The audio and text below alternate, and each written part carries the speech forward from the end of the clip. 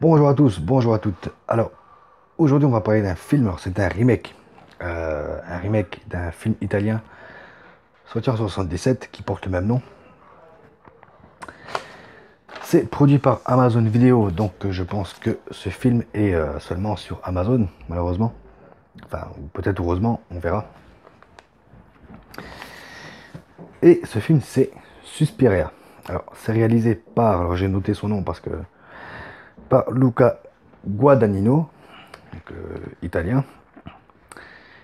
Et dans ce film, on peut retrouver Dakota Johnson. Alors Dakota Johnson, maintenant tout le monde la connaît, hein, grâce aux 50 nuances. Et Tilda Swinton, alors, elle, on l'a vu récemment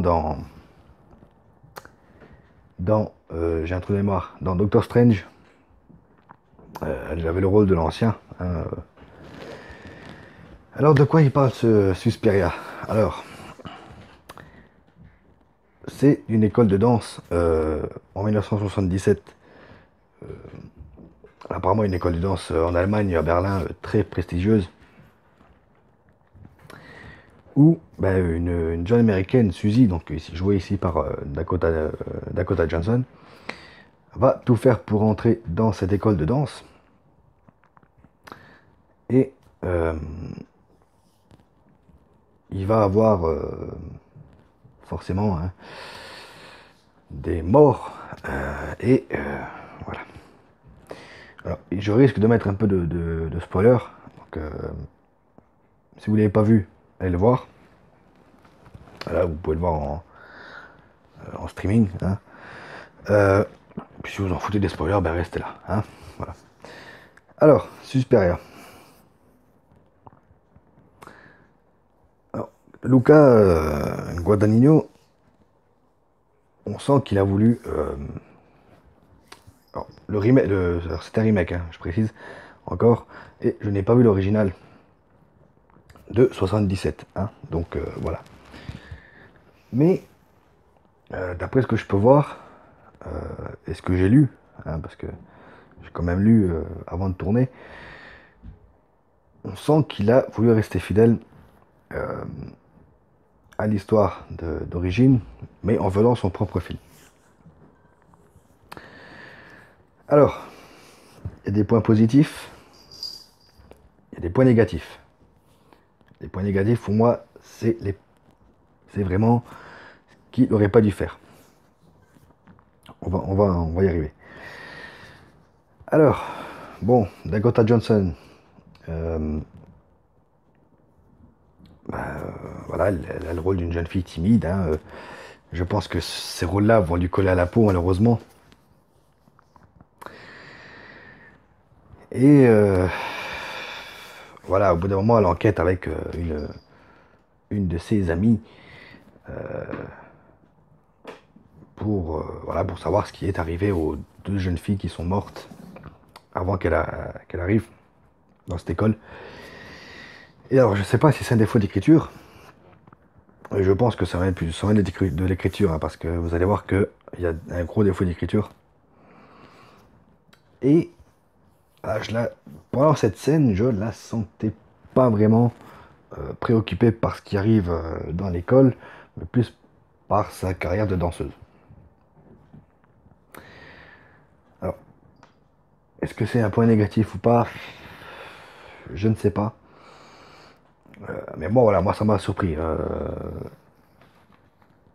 Quand tu vas dans quelque part et que des choses comme des morts arrivent, putain, j'ai le truc là qui me fait chier.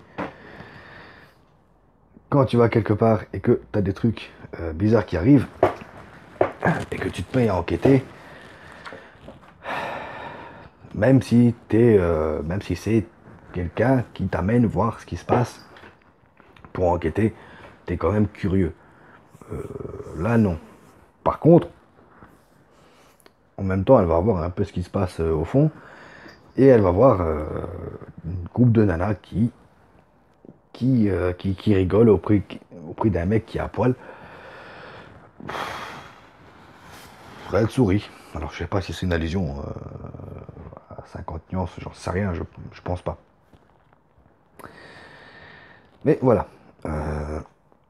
tout le long du film, ouais, ça va être la jeune fille timide jusqu'à la révélation de la fin. Je vais juste pas essayer de vous spoiler la fin, hein.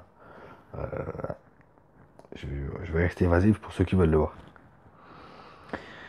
Donc, et elle va se prendre d'amitié avec la directrice de l'école également, qui est jouée partie de la Tilda Swinton, moi perso que j'adore,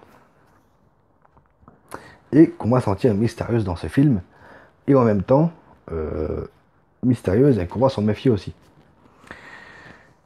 Et là, alors là, on va arriver au point positif de ce film, c'est la réalisation. Alors, on sent que Guadagnino, il a un style de caméra magique. On a des scènes qui nous prennent au trip, qui sont angoissantes, et pour une fois, il n'y a pas de jumpscares. Il n'y a pas un seul putain de jumpscares dans ce film. Voilà. Alors, au début, quand j'ai vu que c'était un film d'horreur, bon, c'est bon, je me suis dit, ça y est, il va y avoir des jumpscares. Et l'angoisse va arriver de là. Eh bien, non. Enfin, on a un film sans un seul jumpscares et putain, ça fait du bien. Donc oui, il y a beaucoup de plans fixes et de plans à l'épaule. Et ça rajoute au réalisme de la chose. Comme toutes les scènes gore de ce film, parce que voilà, il y a des scènes... c'est pas vraiment gore, mais c'est un peu dérangeant. Et c'est justement ça que j'ai adoré dans ce film, c'est toutes ces scènes-là. On n'a pas besoin de jumpscares et pas besoin de musique. Il n'y a pas beaucoup de musique dans ce film. Alors quand il y a là, c'est vraiment voilà, pour nous prévenir que qu'il va y avoir quelque chose.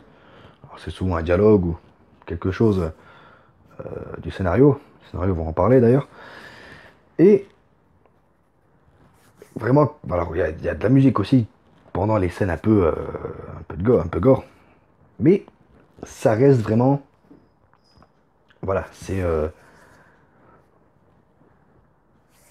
comment dire, la musique, c'est pas, ça vient pas comme des jumpscares ou non, elle reste calme et petit à petit, ça monte. C'est ça que j'adorais dans ce film. Par contre, le gros problème du film, c'est son scénario. C'est son scénario. C'est un pêle-mêle pas possible. Alors, même la révélation à la fin, ça change rien. Il y a des problèmes du film qui sont pas résolus.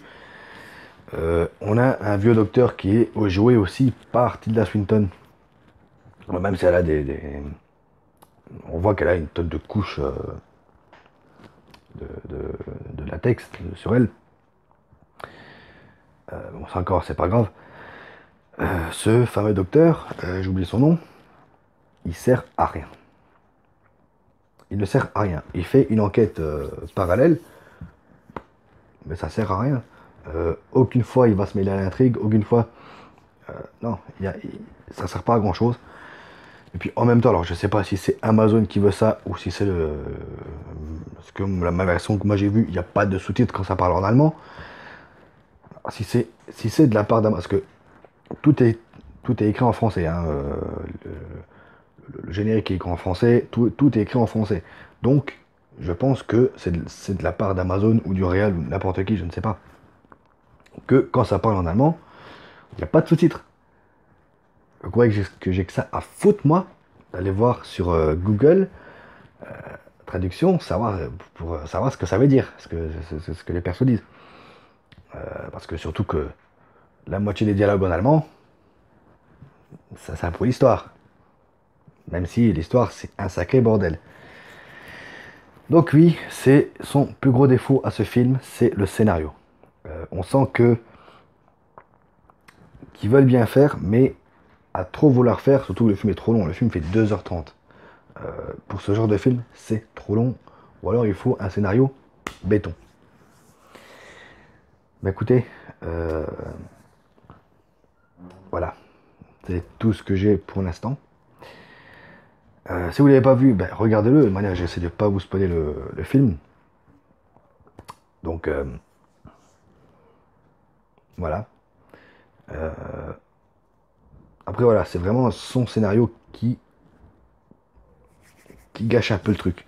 Il y a trop de choses en 2h30, ça s'en mêle les pinceaux au bout d'un moment et on n'y comprend plus rien. Euh, alors comme j'ai dit, oui, il y a une révélation à la fin. Même cette révélation, elle ne sert à rien. Et il y a des problèmes pour des personnages qui ne sont pas résolus. Alors, c'est bien beau de faire une super réal avec des beaux décors, avec de la bonne lumière. Si le scénario ne suit pas, c'est pas bon. Et c'est con parce que visuellement, il est magnifique. Mais voilà, le scénario ne suit pas. Alors, c'est con parce que en fait, j'ai le cul entre deux chaises. J'aime la réal, mais le scénario, voilà. Donc voilà, on va s'arrêter là. Parce que bon, bah, voilà, c'est vraiment les choses, moi, qui m'ont le plus parlé dans ce film.